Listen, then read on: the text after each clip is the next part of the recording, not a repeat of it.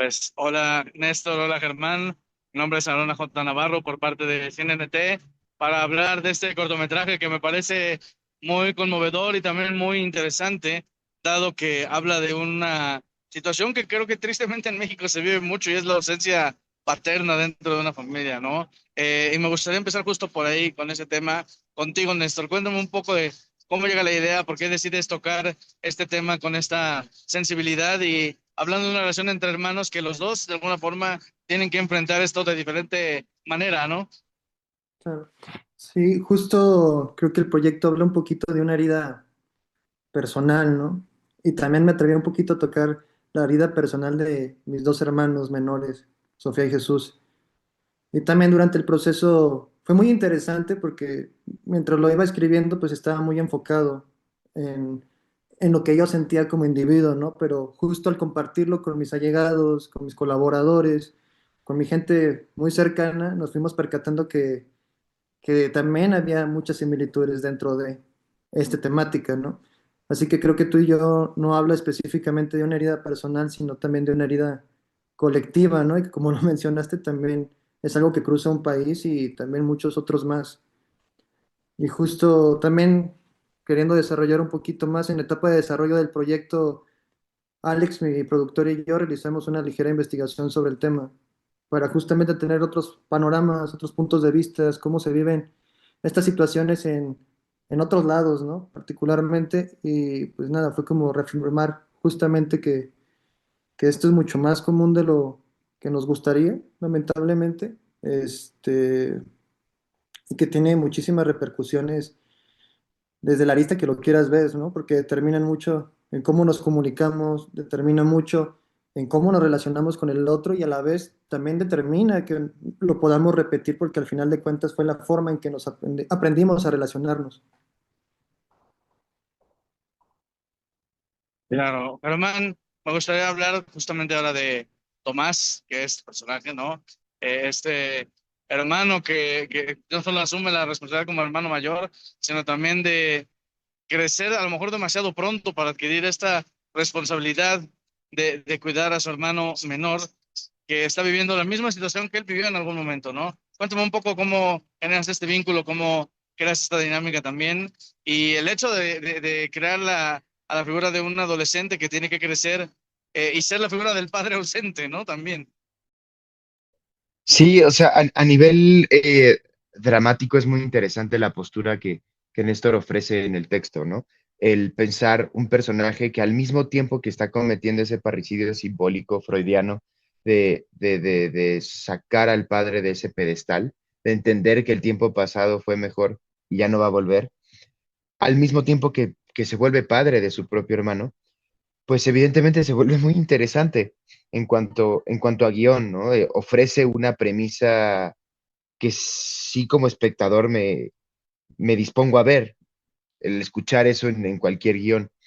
Y creo que desarrollándolo ya con Néstor en todo el trabajo de mesa que hicimos, que duró mucho tiempo, estuvimos trabajando casi 4 años a distancia y después ya presencialmente unas 2 semanas antes de comenzar el rodaje.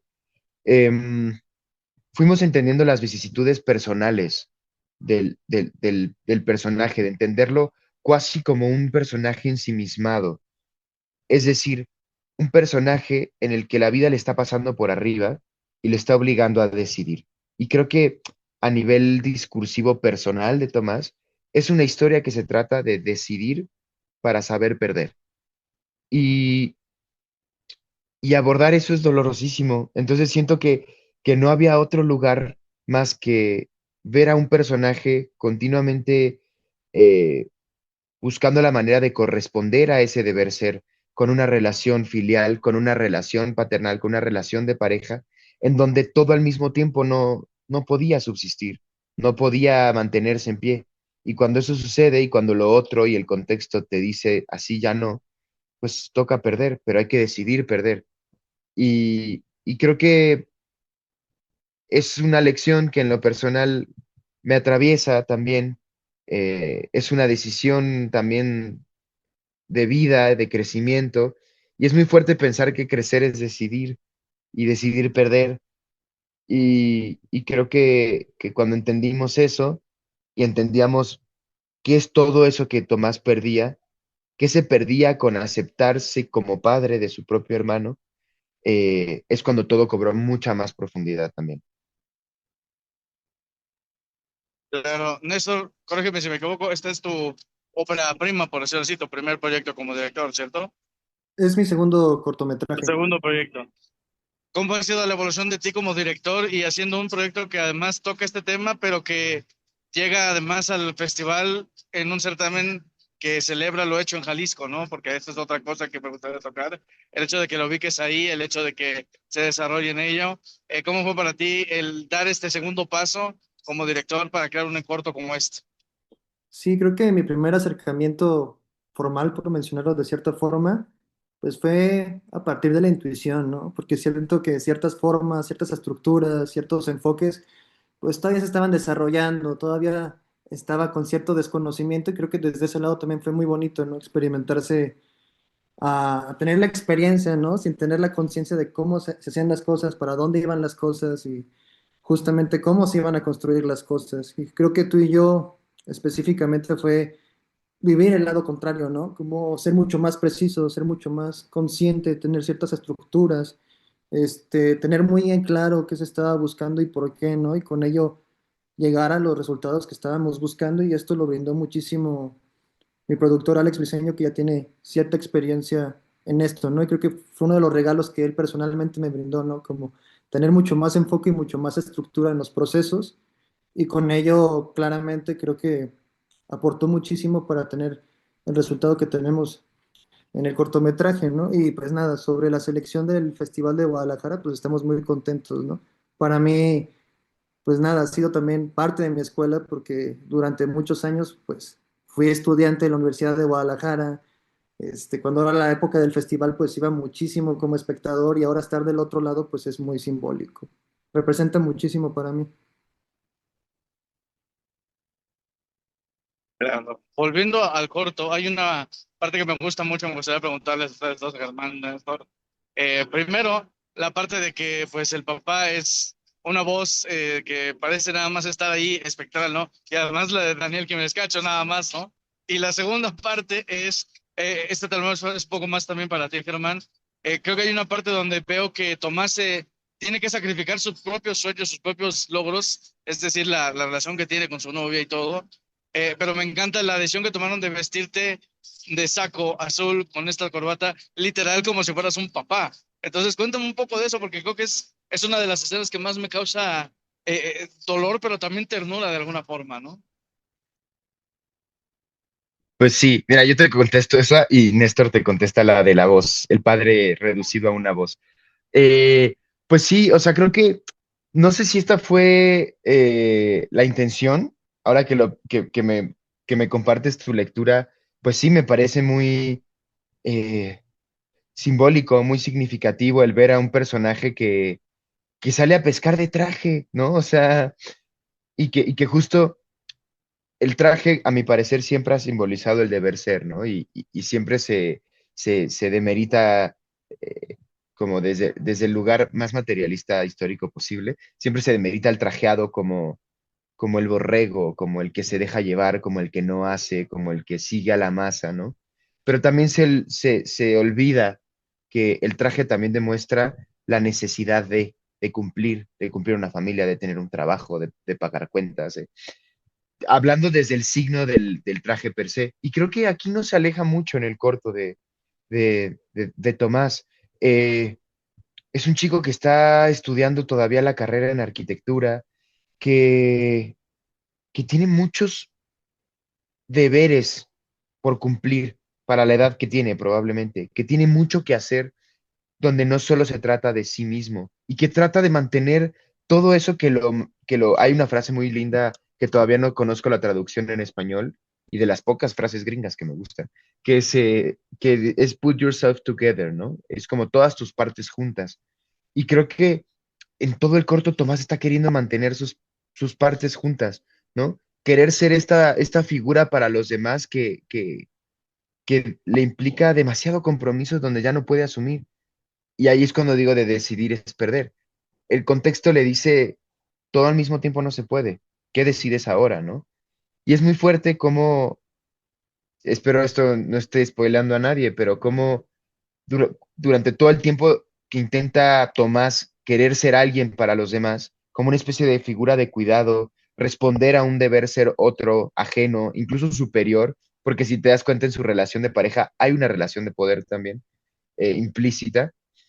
Al final, cuando decide, cuando se rinde de alguna manera a lo que cree mejor y aspira a sus propias creencias, eh, se despoja del saco y de la corbata. Y lo ves en ese último plano, en un pantalón arremangado, con una caña en la mano y los pies en el mar con su hermano. Y un poco volver a ser niño con su hermano que está igual, en pantalón y sin playera.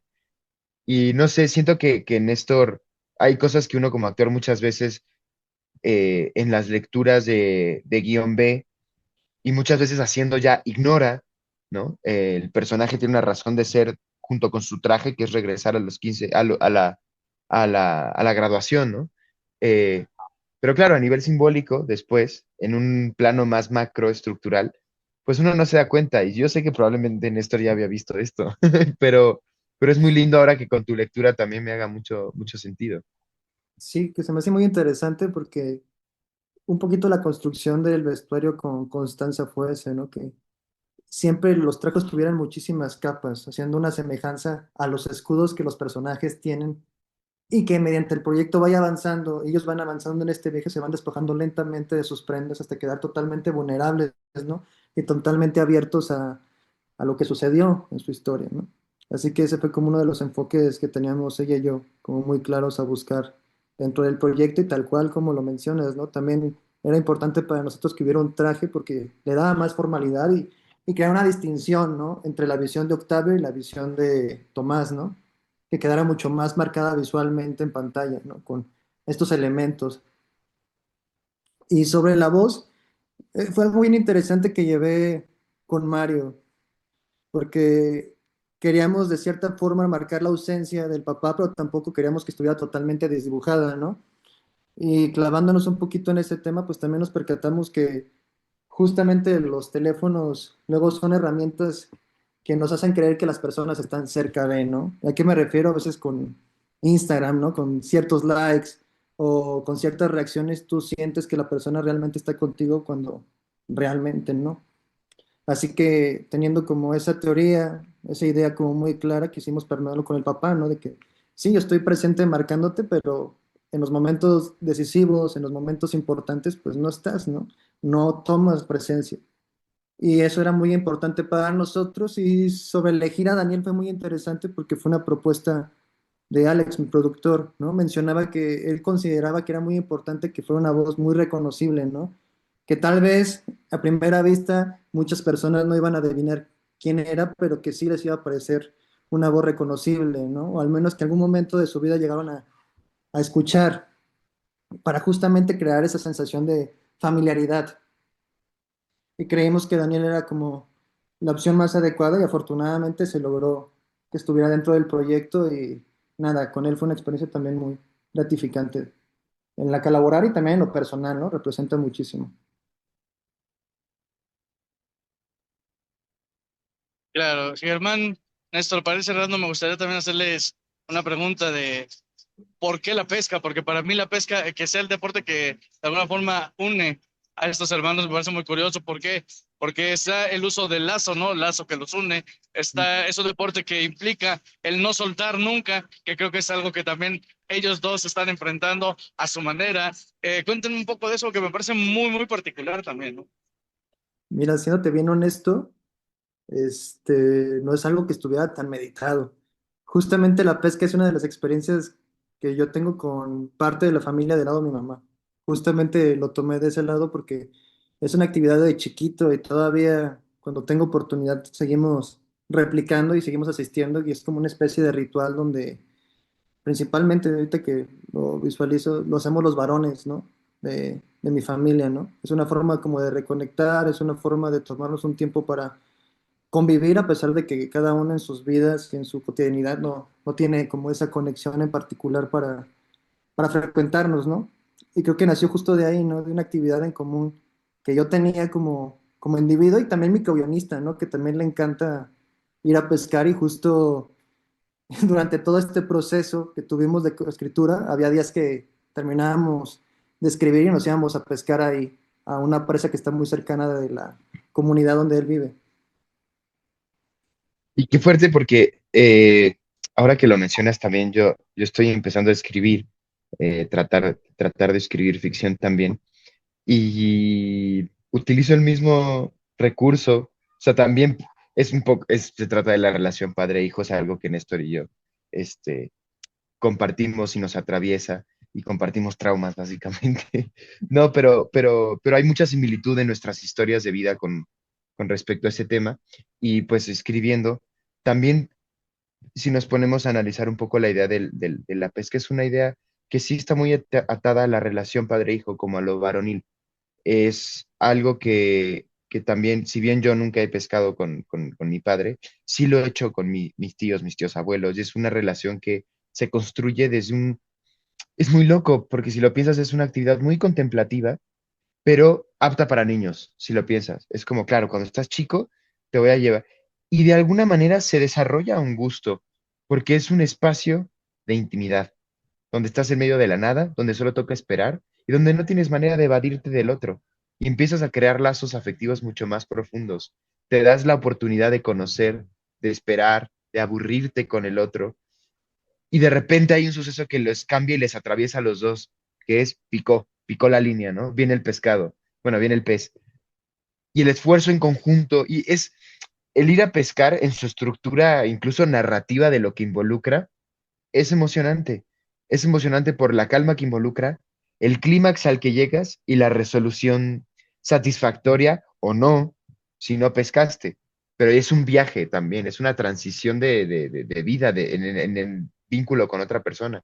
Y si piensas que todo esto sucede de padres a hijos, pues se vuelve todavía más significativo. Entonces, creo que entiendo también que el recurso pueda ser incluso comúnmente usado.